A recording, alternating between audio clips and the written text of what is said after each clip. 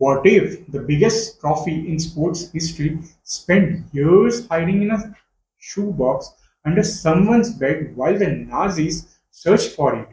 And then, after surviving a world war, it got stolen again in a broad daylight by ordinary thieves. This is not a movie. Every single bit of this really happened.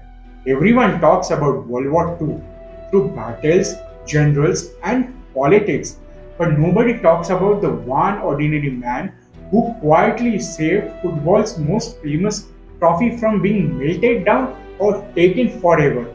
And nobody talks about how the same trophy, after surviving the darkest years in human history, was nearly lost again because of something embarrassingly simple.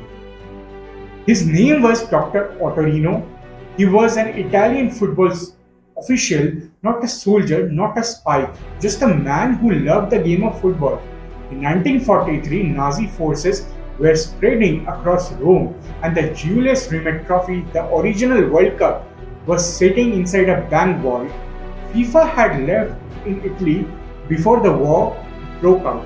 Now it was sitting right in the path of soldiers who would have taken it without a second thought. Dr. Ottorino made a decision. He walked into the bank, took the trophy out, and wrapped it in a dress, placed it inside a beat up old shoebox, and carried it home on foot. For the next 2 years, it lived under his bed.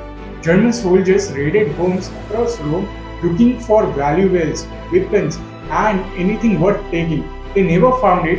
No newspaper wrote about what Dr. Ottorino did. No government gave him a medal.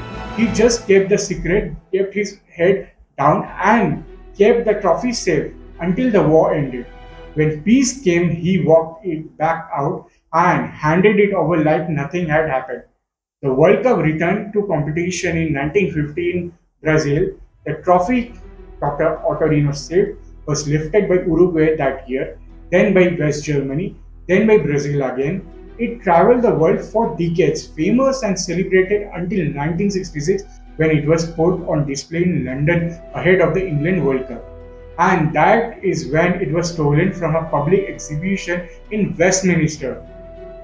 Just gone, a week of panic followed before a dog named Pickles found it wrapped in newspaper under a hedge in South London. The same trophy that survived Hitler's army was found by a dog on a Sunday walk.